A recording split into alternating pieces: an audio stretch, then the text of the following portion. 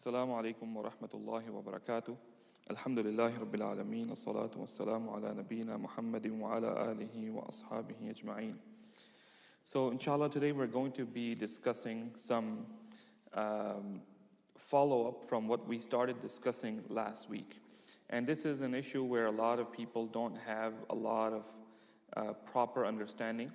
So today my slides are not ready, but inshallah after we're done, within 24 hours I will upload the slides and I will put them, or the notes, and I will put them as a link along with the YouTube video in the description, inshallah.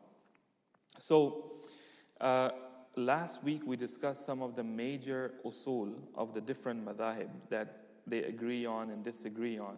There are, of course, the Quran and the Sunnah and the ijma' and qiyas, which are the mostly Quran and Sunnah nobody disagrees over. Ijma' no one disagrees over.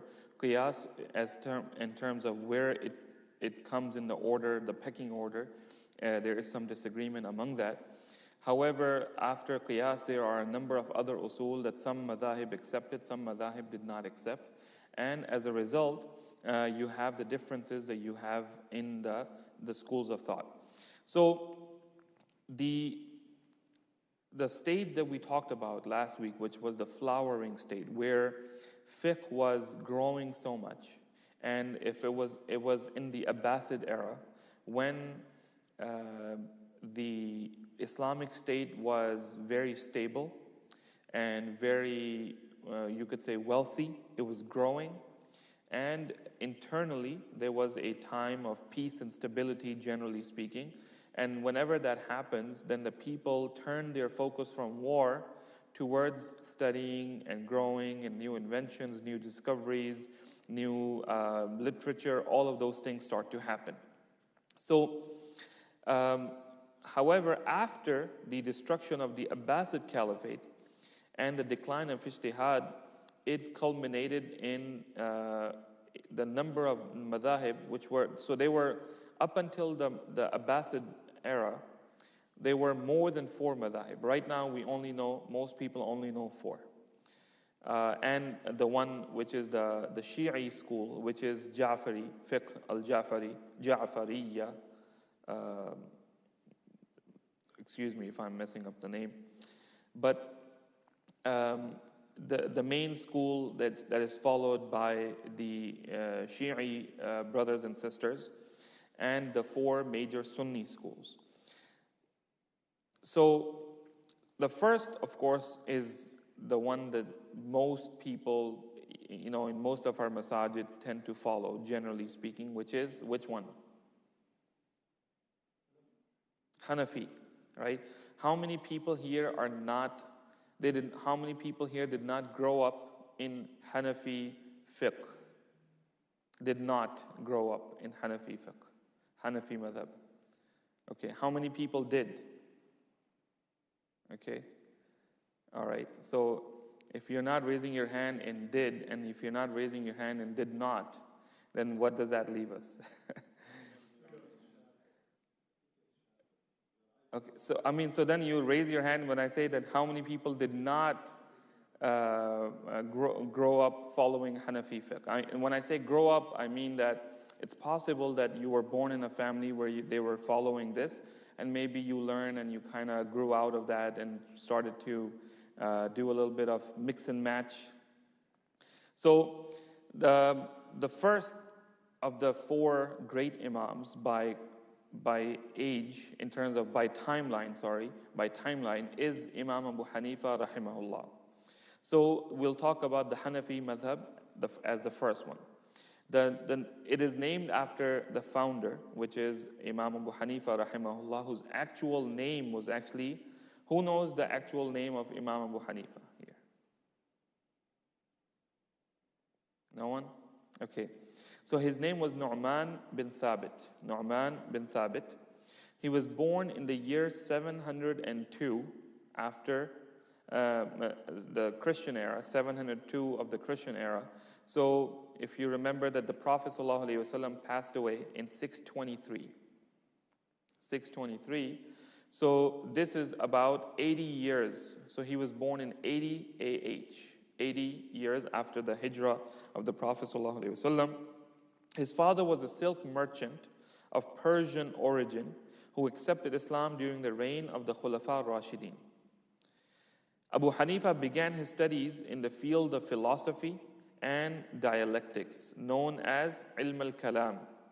So the time and the place that Abu Hanifa was living in, there was a lot of intersection with the Persians that were, fairly new Muslims.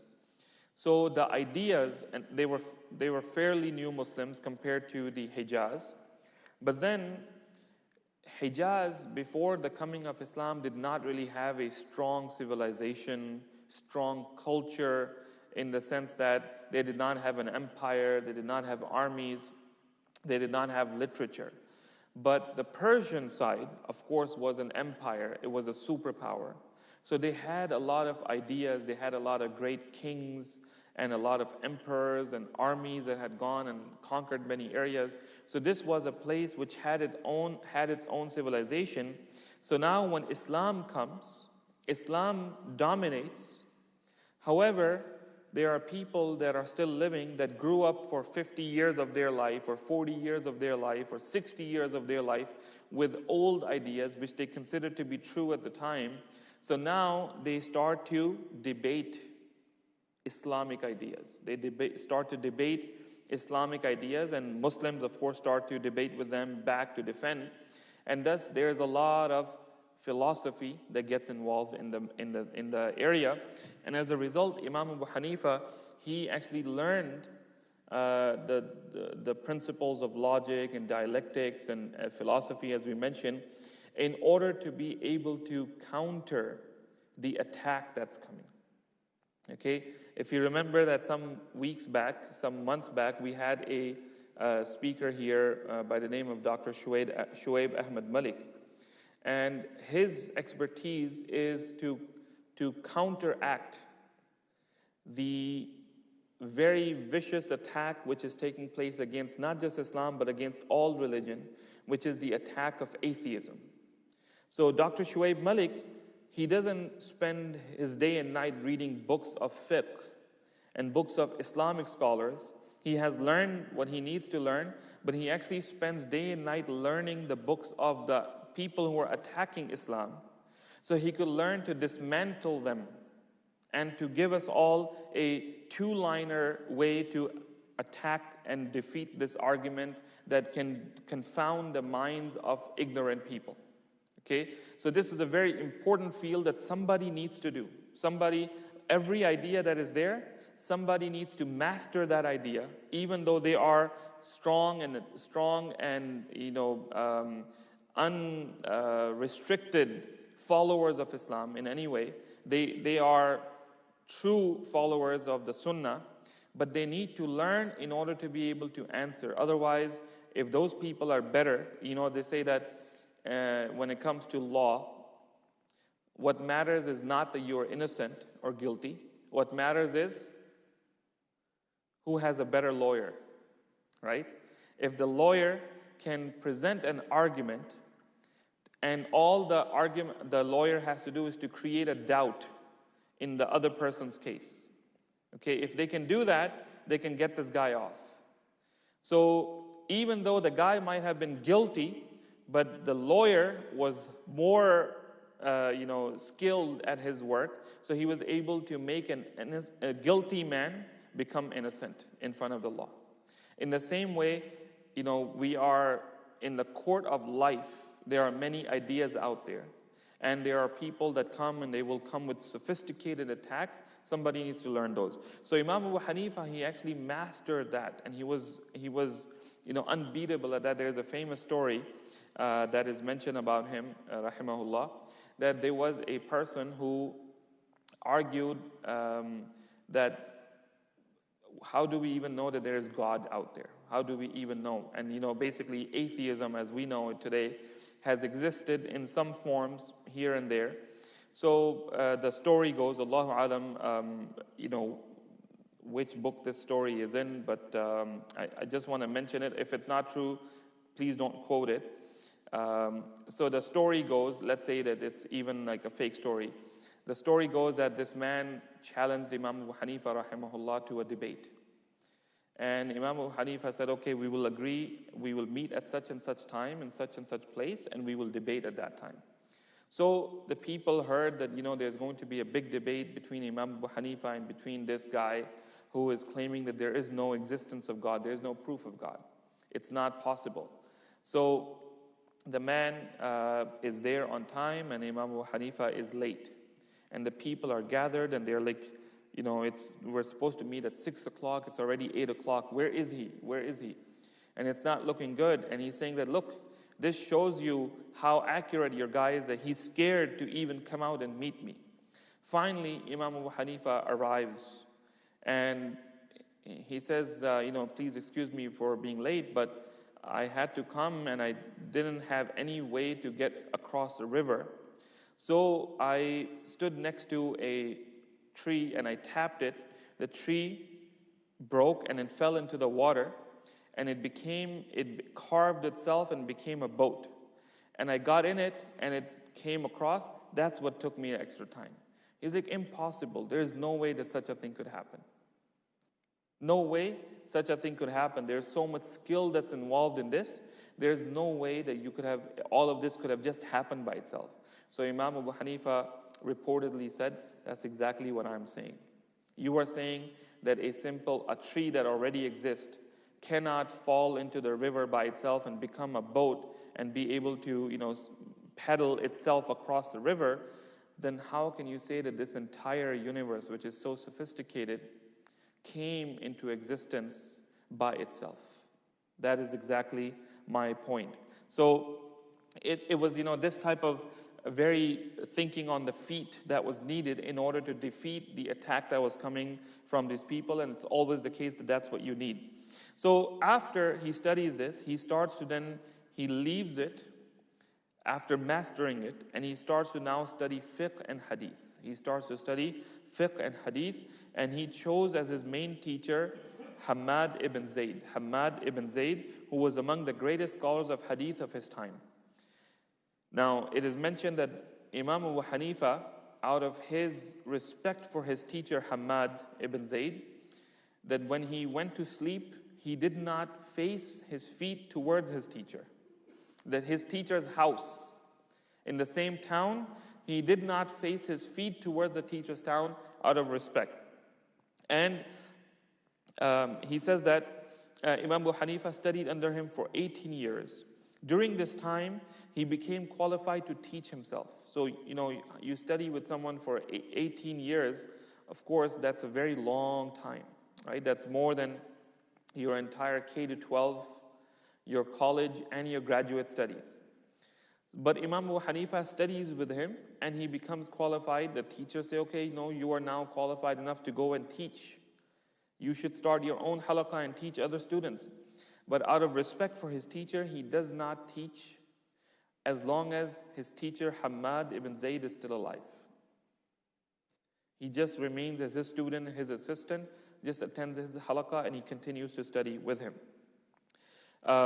When Hammad rahimahullah passed away, then Abu Hanifa took up the position of a teacher, and he was at the age of 40 years old. At the age of 40. So if anybody thinks that, if I start now, I'm already too late. Actually, there are a number of great scholars that are giants in the field of Islamic sciences that actually started very late, like some of them even in the 50s. But they left a huge legacy before they passed away. So it's never too late. So Imam Abu Hanifa, he starts to teach at the age of 40. And he became known and recognized as the most outstanding scholar in Kufa.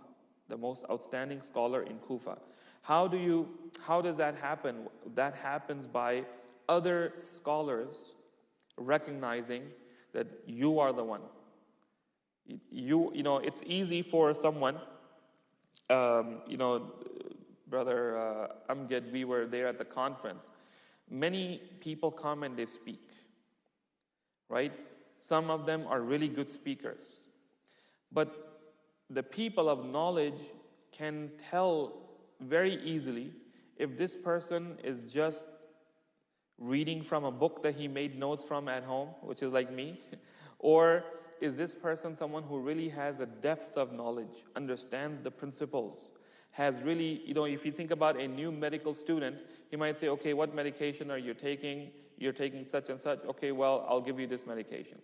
But because he's a new student, he doesn't have the depth of understanding. An experienced doctor might immediately be able to pick out that, hey, this medication has a side effect, or this medication has an ingredient in it, not even the dominant, but it has a ingredient in there which will react negatively with this medication that I'm prescribing, so I have to give him something else. Nowadays, what they have is that they have software. So they already have which medications don't work well with each other. So they make the doctor put their medication through the software. So because they don't have to know it anymore, because they made mistakes like this, so now the software tells them, hey, there's a red flag here. Are you sure you want to do this? So they basically have to double check and say, hey, wait, let me make sure that this is what he needs and not something else. So Imam Abu Hanifa became known and recognized by other scholars as the most outstanding scholar of Kufa.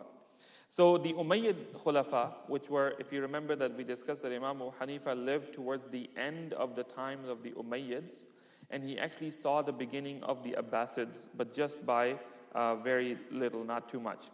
So the Umayyad caliphs of the time offered him to be the position of Qadi of Kufa, become the judge of Kufa. Now, becoming the judge of Kufa was a very powerful position. It's kind of like being, you could say, the attorney general of a sort, or Supreme Court. Basically everything that happens in terms of law, it happens under the supervision of the chief judge. But he refused, in spite of being physically beaten for his refusal by the Amir of Kufa, Yazid ibn Umar. Similarly, at a later time, Umayyads are gone, Abbasids come, and again they come and they say, we would like to appoint you to be the judge of Kufa, and he refuses the appointment and was constantly imprisoned in Baghdad by the Khalifa Abu Ja'far al-Mansur, and he remained imprisoned until his death in prison in 767 CE. Now, why did he refuse to become a judge? Why would you give up such an opportunity to do so? What do you think?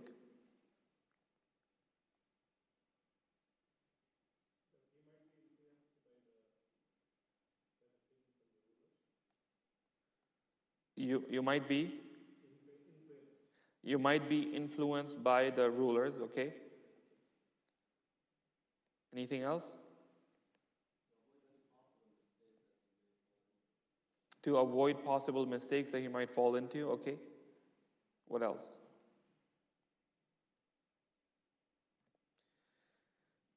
So, both of these reasons are correct, and also that politicians, they need credibility. They need credibility. So they will come and they will approach people to agree to be on their roster of supporters. So then they could use that to go and convince other people to support him as well. And sometimes you may really believe in that politician, his ideas, his work, and you may want to do so. It's up to you. It's your choice. But if a person is a person of knowledge, they want to remain independent, and they want to remain away from the influence. They say if you fly too close to the sun, you get burnt. So many great scholars in the past, they said, okay, you know what? I don't want any problems with you, but I also don't want to be in your lap. I don't want to be in your house. I don't want to be seen coming and going from your house. I don't want to be seen taking money from you. All of these things, they immediately. So if you associate with the wrong person, when that person loses credibility, you lose credibility as well. And what happens is that then all of the knowledge, all of the work that you had done, it also loses credibility as well. So Imam Abu Hanifa did not want to get involved in that. He was considered among the minor tabi'een. He was considered from among the minor tabi'een. When we say minor versus major, So when we say minor, minor means that he lived towards the era where there were very few Sahaba left. So he only met a few of them and studied and narrated a few hadith from them. As opposed to, had he been born like maybe 50 years earlier, just after the passing of the Prophet ﷺ, at that time, he would have been from among the major tabi'een, where he would have studied from the major Sahaba that were still alive and would have been considered from that. But he is from among the tabi'een in that sense. The formation of the madhab happens when he starts to teach. And Imam Abu Hanifa rahimahullah, he introduced a principle or an idea of the shura. So the way that Imam Abu Hanifa deduces fiqh is that he has a number of very qualified students that are also scholars themselves. Among them, scholars of hadith, scholars of Quran, scholars of Arabic language, scholars of fiqh and different. At that time, many of the other sciences are not developed yet, but basically these are not beginner students that are sitting there learning how to make wudu. These are people that have already mastered a lot of the knowledge that's already there, but now they want to get to the next level and learn from Imam Abu Hanifa. So when a person comes and says, "Ya Imam, I want to know if such and such issue is okay to or not." So Imam Abu Hanifa, he would basically, in his halaqah of the scholars, he would say, "Okay, here is a question that has come to us. What do you all think about it?" So the scholar of hadith, he mentions a narration. The scholar of Quran mentions an ayah of the Quran. The scholar of Arabic language, he says, "You know what, the ayat that you mentioned, the word in this, it implies such and such." And he says this and this, and they're all basically conversing among themselves, and basically a friendly group debate going on between them.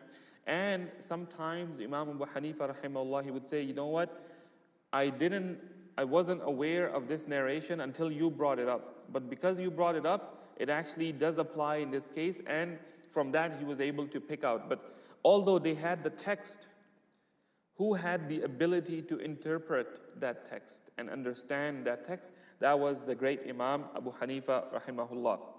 So he would present a legal problem to his students for debate and discussion and tell them to record its solution, and whenever they arrived at a unified position. Okay, so the goal is that there is a group of 10 scholars and they are kind of headed by Imam Abu Hanifa rahimahullah.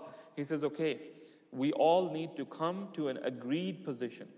We all need to come to an agreed unified position as an answer to this question." So that becomes a basis of the fatwa of the Hanafi madhab at the time of Imam Abu Hanifa rahimahullah. So because of this interactive approach, we could say that the madhab was as much a product of Imam Abu Hanifa's students' efforts as it was a product of his own efforts. But of course, he's the one who established such a thing. There's in modern times, relatively modern times, there's a famous book. It's called what is it? A Clash of Rivals? No, a Cabinet of Rivals. That was President Obama's favorite book, which was basically that Abraham Lincoln, when he formed his cabinet, he brought rivals, people who were bitterly opposed to each other. He said, "Okay, I want you to be in my cabinet. I want you, I want you, I want you." And of course, now they're all under the authority of the president. They're on his table. So he would say, "Okay, here's a problem we have. All of you," he would throw a problem. He'd say, "Okay, debate. You come from your perspective, you come from your perspective." And from that, we're able to learn so much more. Okay, what are the benefits and cons of both approaches? And then eventually the leader among them will choose, okay, this is the way that we're going to go. It actually makes you, a lot of us, we tend to be afraid of criticism. We tend to be afraid of opposing opinion.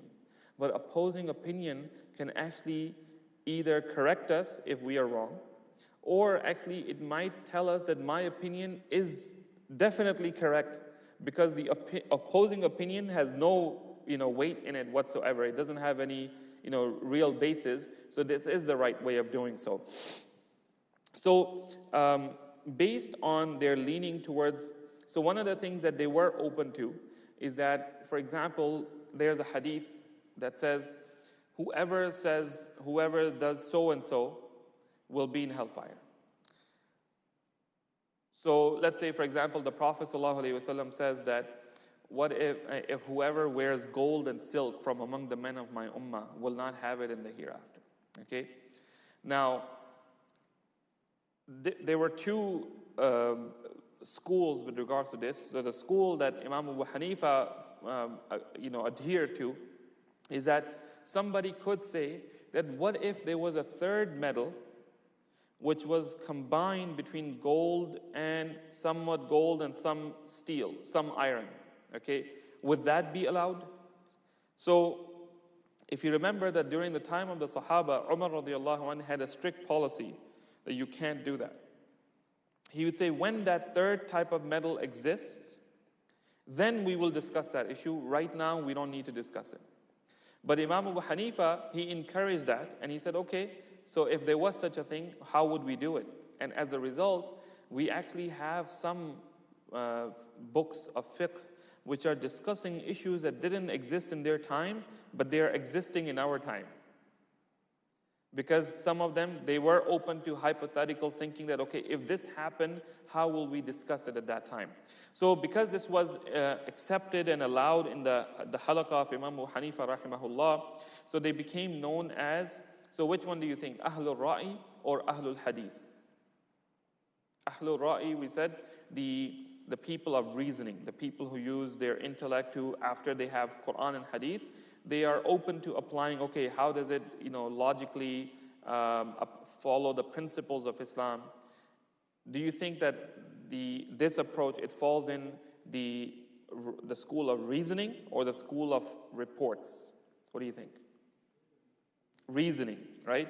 Yes, so Ahlul Ra'i, or the school of reasoning, the hotbed of it was in Iraq. Because again, remember, the background in Iraq was a lot of philosophy going on. A lot of reasoning and intellect going on, even on issues of Aqidah. So the scholars that are growing up there, they are already used to that. They are already used to that, and they understand that if we don't answer these questions, if we don't think ahead of our time, then we have challengers among us, from the previous civilizations that are going to leave us, that are going to start challenging us. So we don't need to just take care of the problems today, but we also need to be thinking ahead as well.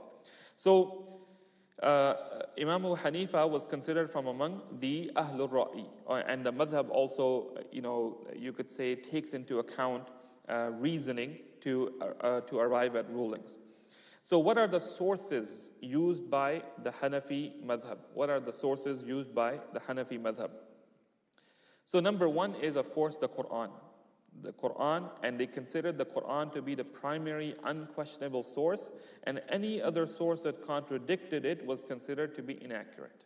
Okay, so just by default, if it's contradicting the Quran, it's completely out of the question, no need to even discuss it further. Then, of course, after the Quran, the Sunnah, and the Sunnah was consulted as a second most important source, but with some qualifications as to its use. Okay, they were not open to any hadith, but they had a second condition along with it being authentic. It also had to be what is called mashhur. It also had to be well known. Okay, so for example, because there was fabrication of hadith going on, so they made an extra condition. They said that, okay, you establish that this hadith has an authentic chain. Every one of the narrators is an acceptable narrator.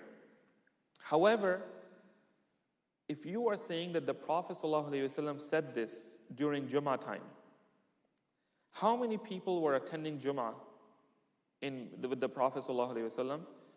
200, 300, 400, 500 people.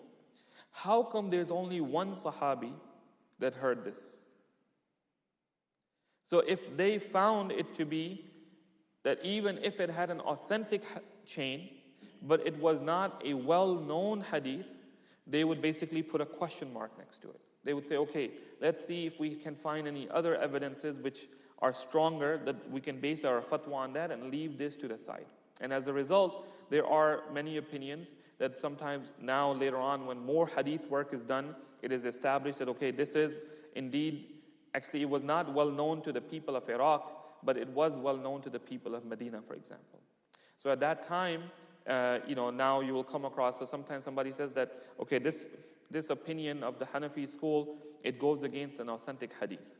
So it may be actually that at that time, because of the circumstances, they may have chosen to say, well, you know what, while this is authentic, but we only have one chain, well, you know what, there's a lot of bad people out there, so we need to be careful before we base a fatwa on this ruling. So they may had good reasoning for it, but of course later on more work was done, and then that issue has a different way to look at it now. So the condition was laid down as a safeguard against false hadith which were cropping up frequently in that region. Okay. Number 3, after the Quran and the Sunnah, is the ijma' of the Sahaba. The ijma' of the Sahaba, that if all of the Sahaba or all of the scholars of any generation agreed on an issue, then this is something that there is no brainer that, okay, if everybody before me agreed on this, why should I be the one to say, oh no, they were all wrong, they all understood it in an incorrect manner, I'm the only one that understands it. So of course they would consider that to be an authentic source that, okay, if this is what they have understood, then this is what we understand from it as well. Number 3 is when all of the Sahaba agree on. Number 4 is if they did not have unanimous agreement of the Sahaba, but they had the opinion of one Sahabi. Okay, so this was the opinion of Ibn Umar, for example. This was the opinion of Ibn Mas'ud. So if there were different opinions among the Sahaba and no ijma', Abu Hanifa rahimahullah would choose the opinion which appeared most appropriate to the case in question. Okay, so he has now different opinions from among the Sahaba. So he would say, okay, well, based on our understanding of the Quran and Sunnah, this opinion seems to be most appropriate in this case, so we will go with this one. Number 5 is qiyas, which is analogical deduction, which is again to see an existing issue that was in the time of the Prophet, and you have a similar issue now, but this issue did not exist in this time, but something of similar nature existed. So you basically take the ruling from here and you make an analogy that this is a similar issue, so you apply that ruling here as well. An example, anybody can give me an example of this?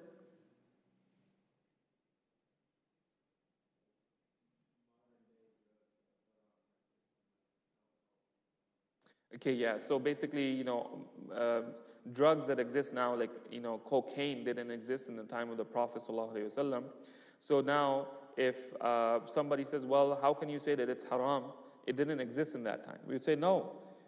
The thing that cocaine does existed, but there was different means of doing it at that time. So by analogy, cocaine, heroin, anything that exists now, which is a new invention, it is still haram because it still has the same effect of diluting, affecting your intellect and taking it away. Also, another principle he had was called istihsan. Istihsan, in short, is a preference of one proof over another because it appears more suitable, even though the preferred proof may be technically weaker. Okay, sometimes you have two narrations. One of them is stronger, one of them is weaker in some way. However, because of the situation, because of the problem that you're facing, the faqih, he chooses an opinion in order to solve a problem that exists. Remember, we said that Imam Abu Hanifa, he wanted to study fiqh because he wanted to solve the problems of the people. And that's what muftis do, right? That's what fuqaha do, that when people have problems, they don't know if they can do it or not, if they should do it or not, then the fuqaha are the ones that solve that problem. So this is called ihsan. And number 7 is called urf. Urf is local custom, local custom. So they considered local custom as a basis for ruling on matters from an Islamic perspective. So, for example, the word dabba, it means, what does it mean?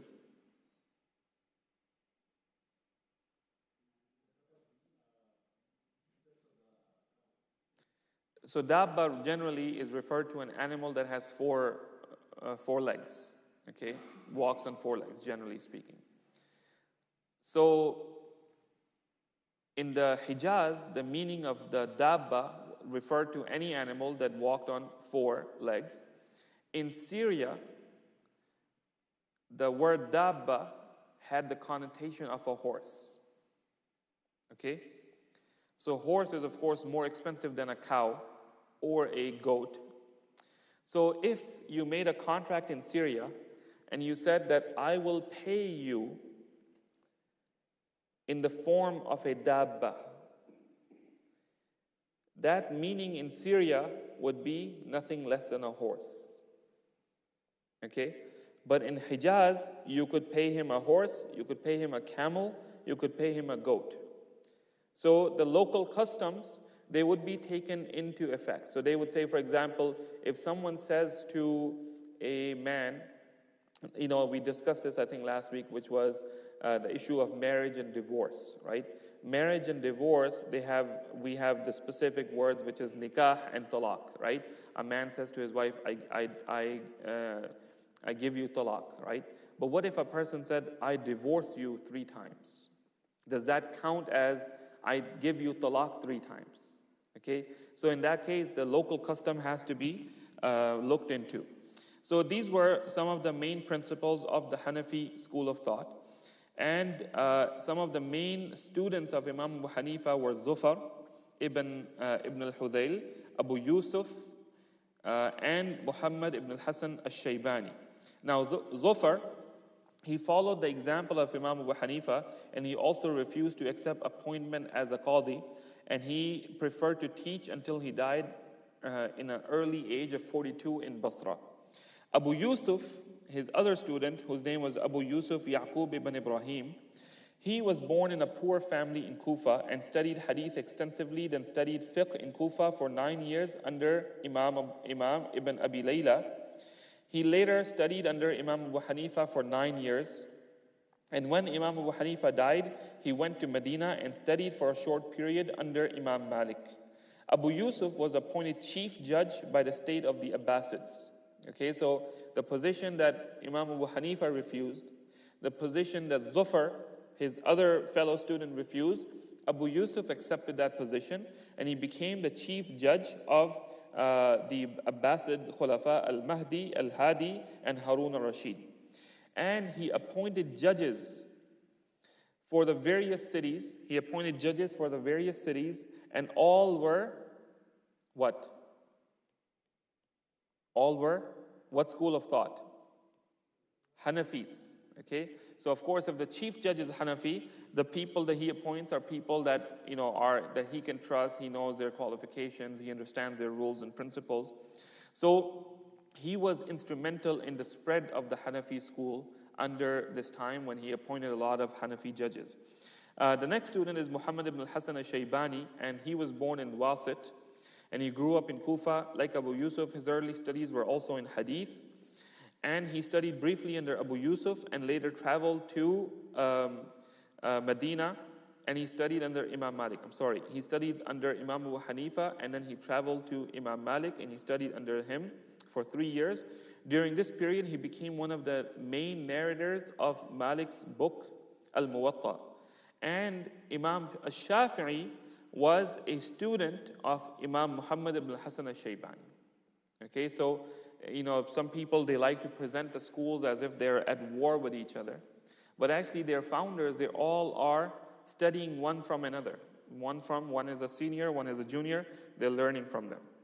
So Imam al-Shafi'i was among the many scholars who later studied under Muhammad ibn al-Hasan al-Shaybani. So Imam al-Shafi'i, he absorbed the Hanafi school and he absorbed the Maliki school by studying under Imam Malik and Imam Muhammad ibn al-Hasan al-Shaybani. Now, in modern day, the followers of the Hanafi school are India, not all parts, but most parts of India, Afghanistan, Pakistan, Iraq, Syria, Turkey, Guyana, Trinidad, Suriname, and to some extent in Egypt. When the Ottoman rulers codified Islamic law in the 19th century, they did it according to the Hanafi school. And of course, you know that the vast part of the world that was ruled by the Ottomans. So basically, the Hanafi school became as the most dominant school in our recent history. Whatever parts were ruled by the Ottomans, they were basically all solidly Hanafi for hundreds of years, and all of the books, the rules and the judges and everything was basically under that system, and that's what helped the Hanafi madhab to spread throughout the world and become such a strong force that it is. Now, the second school that we'll discuss today, which is not too much about it, is the Awza'i madhab. And the founder of this was Imam al-Awza'i, who was Abdul Rahman ibn al-Awza'i. And he was a Syrian scholar who was born in Baalbek in the year 708. So 708, what would that correspond to in Hijri? What do you think? 98, yeah. So about, I think that, let me just see, yeah. So Imam Abu Hanifa was born in 702, right? 702, which was 80. So Imam al-Awza'i, he's born in 708. So he's born 6 years after Imam Abu Hanifa. So you can see the timeline that he's early, 88, 86. He became known as one of the major scholars of hadith of the 8th century. And he was opposed to the extensive use of qiyas and other forms of reasoning where clear texts were available. So he would basically, this was his point, he says, we need to stick to the text. He spent most of his life in Beirut. His madhab became widespread in Syria, Jordan, Palestine, and Lebanon, as well as Spain, up until it remained. Now, what happened to it? Why did it disappear? It was the main school in Syria until the 10th century, when Abu Zar'a, Muhammad ibn Uthman of the Shafi'i madhab, was appointed the judge of Damascus. Okay, now, when he's appointed the judge of Damascus, now he started to, of course, he's coming from the Shafi'i school, so he started a program. He said that if you memorize Mukhtasar al-Muzani, which is a basic book in Shafi'i fiqh, I will give you 100 dinars. I will give you 100 dinars. So, young students, they want 100 dinar. They don't care about any fiqh or school or anything like that. They just want the 100 dinar. So they go and they memorize in Mukhtasar al-Muzani. They go and they read to whoever, and they get 100 dinar as a gift. And of course, then these little kids, they became adults, they became imams, they became scholars, they became doctors, they became everything. So as a result, it basically, it caused it to spread rapidly in Syria, and the madhab of the Awza'i followers dwindled until the 11th century when none were to be found. Basically, the madhab got wiped out because of this. Not necessarily as an intentional thing, but of course, every person that has a point of view, they believe that their point of view is correct. So of course they're going to promote that, they're going to teach that, they're going to discuss that. Then, however, the contributions of Imam al-Awza'i are recorded and remain in most of the books of fiqh and comparative fiqh. The next one we talk about is the madhab of Imam Malik, the Imam of Darul Hijrah, as they call him, the Imam of the place where the Prophet ﷺ made hijrah to. And it was, of course, named after Imam Malik, which is called Malik ibn Anas, and the madhab is called the Maliki madhab. And Imam Malik ibn Anas ibn Abu Amir or Ibn Amir, his grandfather is said to have been a Sahabi of the Prophet. However, his great-grandfather was someone who fought in many battles with the Prophet ﷺ. So he was born in Medina in the year 717. So if Imam Abu Hanifa was born in 702, and that corresponded to 80, so Imam Malik is now born about 15 years after him, so about 95, 96 Hijri. And he is born in Medina. And he studied hadith under the great Imam al-Zuhri, rahimahullah, as well as under the great hadith narrator Nafi'. Nafi' was Mawla Abdullah ibn Umar. Okay, so Abdullah ibn Umar, one of the things that he did is that there was slavery at the time. So he went in the slave markets and he spoke to the slaves that were on sale. And he was looking for a brilliant mind. A brilliant mind. So those that he found, a number of them, he bought them and he freed them. And he said that I will take care of all of your expenses. You dedicate yourself to knowledge. So Nafi' was a great scholar. Even if you pick up any hadith, any tafsir of the Quran, you will find that the opinion of Qatada, the opinion of Mujahid, the opinion of Nafi', these are the opinions of the students of Abdullah ibn Umar. So Imam Malik studied under Nafi', who was the student of Abdullah ibn Umar. So there's a chain. It's called Silsila al-Dhahabiyya. Silsila al-Dhahabiyya, which is called the golden chain. The golden chain has only 3 narrators, and they are, who are they? Malik, Nafi', Ibn Umar. And Ibn Umar is one of the top 3 narrators of hadith. Okay? So every hadith that Ibn Umar narrated to Nafi', he narrated to Malik, and these 3 are such unquestionably strong reporters of hadith that the authenticity levels of these is very, very high. So Silsila al-Dhahabiyya, there's actually even, I think Darus Salam published a book where it only has these hadith, which are coming from this very, very powerful chain of Malik, Nafi', Ibn Umar. So Imam Malik only traveled outside of Medina for Hajj and nothing else. Is that important to know? Why is that important? He didn't go anywhere except to Hajj. So if he goes out of Medina, he's going to Mecca and then he's coming back home. Why is that important? Yes, so whatever knowledge that exists simultaneously in Iraq, Imam Malik didn't travel to learn it. Okay? And the people that he learned from also stayed in Medina. They were also, they grew up, they lived in Medina, they died in Medina. So the Medina has a strong influence on the madhab of Imam Malik. Okay? And we'll see when we look at his principles.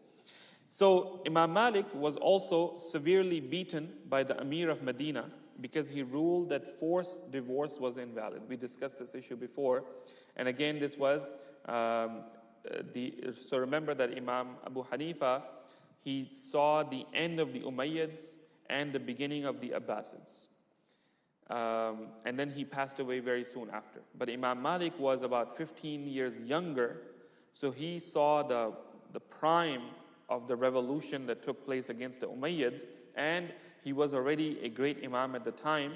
And the Abbasids, when they were, so they were clever in that. They would say, okay, pledge your allegiance to the Abbasid ruler, whoever it is. Pledge your allegiance, and also you have to say that if I rebel against this ruler, then my wife is automatically divorced from me. So of course, you don't have a choice. You have to say whatever they're making you say. So now somebody gets up and asks Imam Malik that, Imam Malik, if someone is forced to divorce his wife, meaning he wasn't really intending to divorce his wife, he wasn't also intending to pledge his allegiance, he was forced to do it, now he doesn't want to follow him. If he breaks his allegiance, does it mean that his wife gets divorced? And Imam Malik said that whatever is forced upon a person does not count. And of course, to the Abbasid rulers, this was like a very, very serious red flag. They're like, how dare this Imam give this fatwa in public? Because all of these people are under that same condition. That means all of them are going to now feel free to rebel against us. So they brought Imam Malik rahimahullah, they tied him up, and they beat him until his arms became severely damaged, that he became unable to even clasp them, like when we do in Salah. He had to basically pray like this because he could not lift his arms. They had beaten him so bad, and of course when you're beating him on his sides and whipping him and all that type of stuff, and all of this is of course happening in front of the people. At the request of so now times change. In the beginning he is whipped by the same people, then the current ruler's children, they come to realize that no, we need Imam Malik, and they come to respect him. So Abu Ja'far al-Mansur, he says to Imam Malik, he says that I would like there to be a comprehensive code of law based on the Prophet's Sunnah. Is there any book that we can refer to which we can send through all the provinces? Okay, whatever questions you have, refer to this book. So Imam Malik compiled the famous book called Muwatta. Muwatta means the beaten path, the beaten path. And this book contains the hadith of the Prophet, the statements of the Sahaba, and the Tabi'een, the successors. And he called it the Muwatta. But on the completion, Abu Ja'far al-Mansur, he loved it. He said, wow, this is an amazing book. And by the way, if you wanted to study with Imam Malik, you had to go to him and introduce yourself to him and say that I have already memorized your book by heart. You cannot be in his halaqah unless you have memorized the book that he has written. So basically he's saying, I'm going to teach you the book, but you need to know the book. Okay? And of course there's not a lot of paper still. So you need to borrow a copy from someone and memorize it and give that copy back. Then go to the halaqah of Imam Malik, and then he will teach you, you will narrate, you will read to him, and he will correct you. And you can ask your questions, does this mean this? Does this mean this? And he will correct you. So it is said that Imam al-Shafi'i, when he came to study with Imam Malik, he found out a few weeks before, I think maybe 2 weeks before, if I'm not mistaken, that he had to do this. So within 2 weeks, he memorized the entire Muwatta and showed up to the halaqah of Imam Malik, and he accepted him as a student. So Abu Ja'far al-Mansur, he said that, okay, this book is so good, I would like to make copies of it and send it to all the provinces and make this book the law. No questions. This is the codified law. This is what everyone has to follow. So Imam Malik, he said, no, I'd rather have you not do that, because he said that the Sahaba scattered throughout. So remember, he stayed in Medina, right? But he did recognize that there could be some beneficial knowledge that may have been with a Sahabi who traveled outside, and that he may not be aware of it. So he said that I don't want this to stamp out any other opposing views, which might actually have an authentic chain back to the Prophet ﷺ from the Sahaba that traveled. So he refused to have it forced on the people, pointing out that the Sahaba had scattered throughout the Islamic empire and had taken with them other parts of the Sunnah, which also had to be considered in any laws imposed throughout the state. So Imam Malik's teaching was based on the narration of a hadith and the discussion of their meanings in the context of the problems of that day.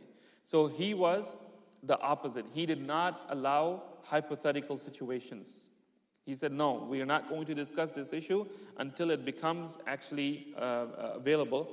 So after Malik rahimahullah completed al-Muwatta, he used to narrate it to his students as a sum total of his madhab. So all of his madhab was in the Muwatta, but would add or subtract from it slightly. He'd say, okay, we did this last year, but now I would say this or that. Whenever new information reached him, he would basically add corrections to his students, and he would tell them, okay, delete this or add this to it. He used to strictly avoid speculation and hypothetical fiqh, and thus his school and his followers were referred to as the people of hadith. So what were the sources that Imam Malik used? So remember, what were the sources that Imam Abu Hanifa used? Quran, Sunnah, Ijma, the fatwa as-sahaba, or like, the opinion of one sahabi, also qiyas, also juristic preference, istislah, and urf. Okay, 7 principles. So Imam Malik, of course, Quran is number one. And for all schools of thought, the Quran and Sunnah are number one. But Quran is number one, but Sunnah, they may have some conditions. Okay, so for example, Imam Abu Hanifa, he said the Sunnah has to be authentic and also well known. Okay, the other scholars, as we will see, that they might say that that Sunnah has to be authentic. If it is not authentic, if it's weak, we would not use the weak, but we will rather use our reasoning to arrive at a fatwa. While other schools, they said a weak report is better than my own intellect. Okay? And as a result, some madhab used a report while others did not. So the Quran, number one, the Sunnah, used as the second most important source, but like Imam Abu Hanifa, he put some restrictions on it. If a hadith contradicted what? If a hadith contradicted the customary practice of the people of Medina, he did not use it. He rejected it, but he did not insist that the hadith has to be well known, but he said in Medina, this hadith needs to be in practice. Because his argument was, and this was his third principle, which is the amal ahl al-Medina, the practices of the people of Medina. He said that since many of the people of Medina were direct descendants of the Sahaba, and Medina was where the Prophet spent the last 10 years of his life, practices common to all the people of Medina must have been allowed, if not actually directly encouraged by the Prophet himself. Thus, he regarded common Madani practices as a form of highly authentic sunnah. Okay, so he's saying that whatever the people of Medina are doing, like for example, just an example is that, let's say that in Medina,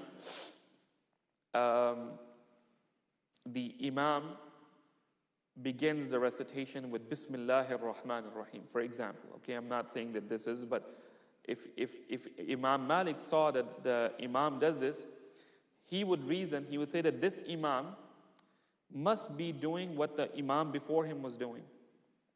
And that Imam must be doing what the Imam before him was doing. And this will go back all the way to the Prophet ﷺ. So if something is being done and there's no questions about it in terms of religious practice, then this is an authentic form of the Sunnah. This is the Sunnah, the way of the Prophet ﷺ. So if anything contradicts it, other than the Quran, we will not accept it. We will not accept it. So, by the way, can we still say the same thing?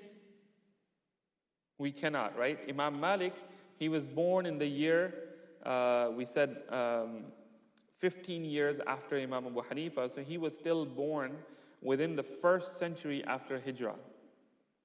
But of course, over time, now if somebody says, well, I went to Mecca and Medina and I saw the people doing such and such. Okay? So you cannot use that as a source of Sharia anymore. And not just now, but for maybe many years, many centuries before, that purity has long been gone. And now basically what's happening is that many changes have gone, many different political influences have come and gone. Even at times, Hijaz was under British influence. Think about it, right? So we have to keep that in mind, that now nobody should go to Mecca and Medina and say, well, if they can smoke cigarettes over there, why can't I do it over here? They are not the source of Sharia anymore.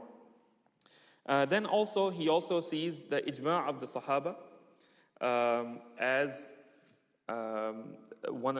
the most important, the third most important principle. Also, he considers the individual opinion of the Sahaba, and he gave full weight to the opinions of the Sahaba, whether they were conflicting or in an agreement, and included them in the Muwatta. So in the Muwatta, there are many opinions of the Sahaba in there as well. When there was no consensus, their individual opinion was given precedence over his own opinion. So he would say, if I have an opinion and a Sahabi has an opinion, I'm just going to put my opinion away and I will go with the Sahabi's opinion. Number 6 is qiyas, which is that he used to apply deductive reasoning on matters not covered by the previously mentioned sources. However, he was very cautious about doing so because of the subjectivity of such forms of reasoning. Okay, whoever is reasoning, their own influence is there in that reasoning. Number 7, as we said, the custom of the people of Medina. So first we said that the overall custom of the people of Medina was a very, very strong form, a strong source for him.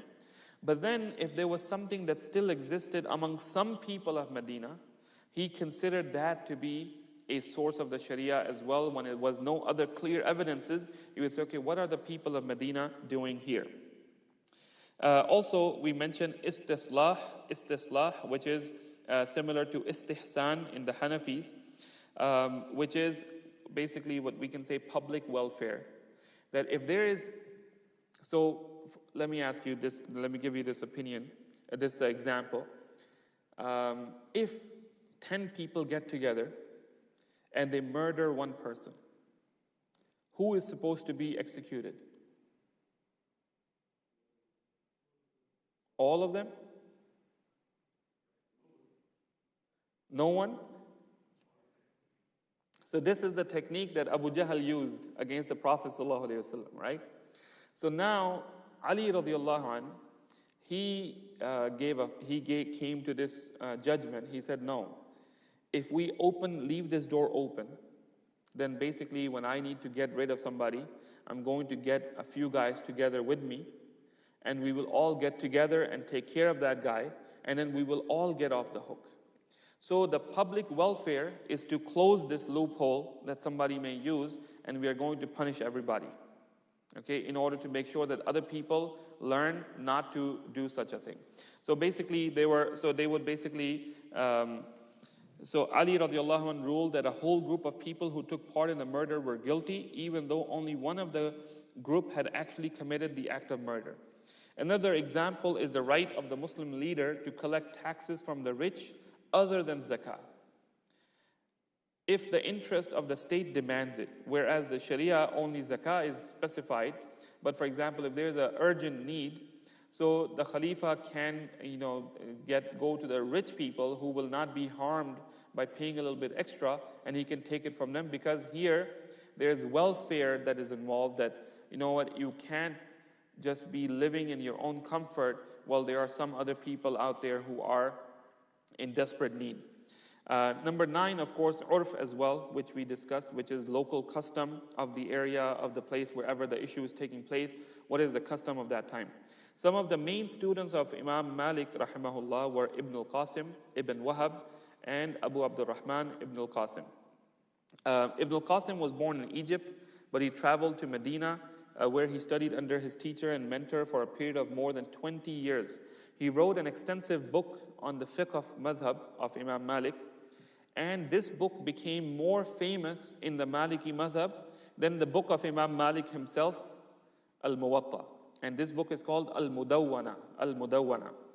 Abu Abdullah ibn Wahab, he also traveled from Egypt to Medina in order to study under Malik. He distinguished himself in the deduction of laws to such a degree that Imam Malik gave him the title of the Mufti. Imam Malik said, "You are a Mufti." Ibn Wahab was offered an appointment as a judge of Egypt, but he turned it down.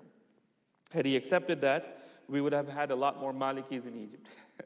Now, the followers of this madhab they now exist in Upper Egypt, Sudan, North Africa, Tunisia, Algeria, Morocco, West Africa, Mali, Nigeria, Chad, and some parts of the Arabian Gulf states like Kuwait, Qatar, and Bahrain. This is where basically the students went, they took positions, and that influence is still continuing. I think that we can stop here. The next one is a madhab called Zaydi madhab. Zaydi, or he is someone who, he is the great grandson of Ali radiallahu anh through his son Hussein radiallahu anh. But inshallah, we'll stop here and we'll continue next week if Allah subhanahu wa ta'ala wills, and we'll discuss briefly how the madhahib formed, who formed them, what were their main principles, if they died out, why did they die out. So the Zaydi madhab is considered to be it's an interesting position. The Sunnis consider it to be on the Shia side, and the Shias consider it to be on the Sunni side.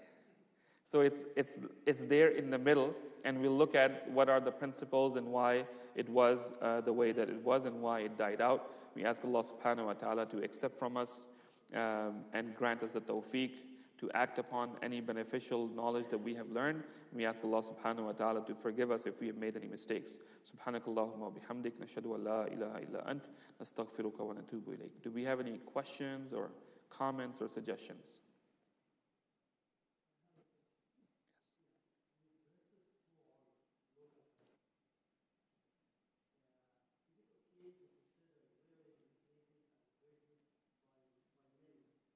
Can you repeat that? I missed the last.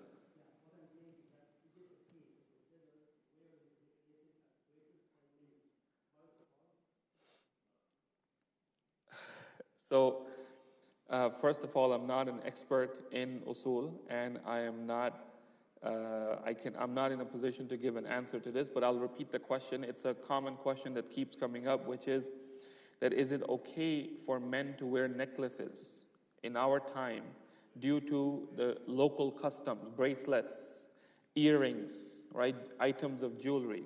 And I will tell you that what I have learned from my teachers is that it is still, as of now, it is not part of established male culture, okay?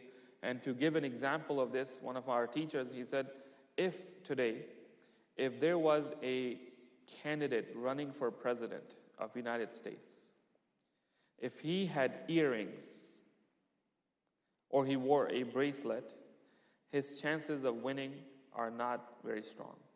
And if you remember in the last race, there was someone who was from the alphabet community who, could not make it to complete the race because there were many people, they were like, you know what, I don't care about who the guy is and what he has to say, I just can't accept this. So even in America, it is not yet considered to be completely okay. And the Islamic scholars generally have said that these things are meant for women, and they make a man effeminate, like meaning a person is resembling feminine behavior in this case. So it is, the opinion that I follow from my teachers up to now is that it has not reached a point where it has become a clear, accepted form of that. Now, there is some stuff out there, which is, I would say that there is some rugged items, accessories. So for example, generally speaking, a guy, women wear a bracelet, men wear like a very hunky watch, okay? Very maybe heavy, and it's like, you know what I'm talking about. I'm not having the words for it, but basically it's a very masculine type of watch, okay? In the same way, there's actually some chains which might be like instead of a chain, it looks like a snake around his neck, for example, okay? So there are some items that you could say jewelry, but there's no doubt about them that they are very, very masculine jewelry, okay? For those things, there's a much better argument that it could be said that, okay, this may be okay. But things like silver, gold, gold, of course, is not allowed at all, but silver jewelry or even other metals which are not gold or silver, they have, it's problematic in terms of, because what's happening in our time, we need to push back against this. Because what's happening in our time is that the line between man and woman is being blurred. It is being blurred, it's being pushed, okay? And if you try to say anything against it, then you are immediately a toxic, masculine person who's trying to take away the rights of women and things like that. So it's very difficult in our time because of the culture wars that are taking place. But I feel, from what I've learned from my teachers, is that it is not yet time that we can say that it is acceptable because of urf. Wallahu alam. The ring. So with regards to ring, there are different opinions of the scholars against it. The one opinion is that the Prophet ﷺ did not wear a ring, except that his ring was a official stamp. And he only had it made, and he only wore it when the people told him that you need an official stamp to stamp your letters with it. So at that time he had this ring made, and in order to basically keep it safe, the best is to make a ring, and he would keep it in his finger. And this was something which was used later on as well. Others say that, you can use that, but the problem that we have in our days is that, unfortunately, many Muslim cultures are overrun by the idea of the ring and the stone in the ring having an impact on your health, on your business. People say zircon and, yakut and all of these type of different stones that they have encased in a ring, and they say that stone should touch your thing. So we can say safely that to wear a general ring, which must not be gold, is okay for men. But to have stones in it, or, by the way, Islam has nothing to do with this wedding ring business. This whole wedding thing, right? I've had people fight. I hope that nobody is here, but I've had like a couple fighting with me, with each other, saying, like, their argument is that he took off his wedding ring. I was like, okay, so wedding ring in Islam has no value. You can take off your wedding ring as well. Doesn't mean that your marriage is over. But subhanAllah, they say that this ring, there's a vein that goes all the way to your heart. All of this has no basis in Islam. And in Islam, the ring is basically, there's a hadith where the Prophet said to a man that, don't you even have just an iron ring that you could give her? So it was not used as necessarily a sign of marriage, but that do you have something to give of value, which was the case at that time.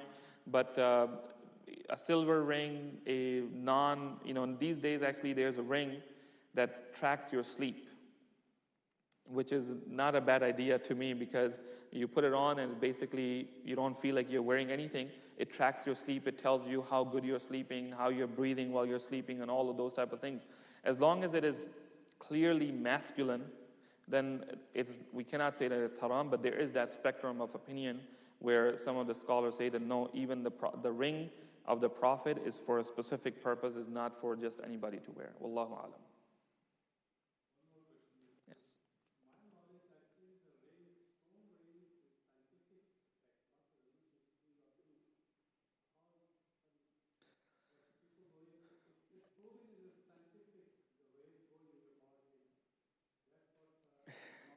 Yeah. So even if it's scientific, if a person is saying that if I wear this stone, and scientifically the sunlight is going to be filter through the stone in such a way that it will affect my body and I will be able to earn more money next year, then there's no scientific connection to that. Health-wise, if it is truly proven, which I doubt, if it is truly proven that yes, it does have some sort of effect of a certain mineral that's kind of going into your body or something like that, then that would be acceptable. But I highly doubt these type of things. There's a lot of fake stuff out there. Brother, did you have a question?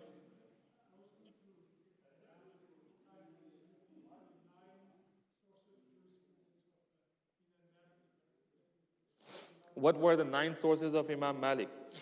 So let's review them quickly. Quran, Sunnah, the practice of Ahlul Medina, that was a dominant practice. Also the practice of small pockets of the people of Medina. Also Ijma, also the opinion of the Sahaba. How many do we have? 6. And Urf. And I think that was it. Okay.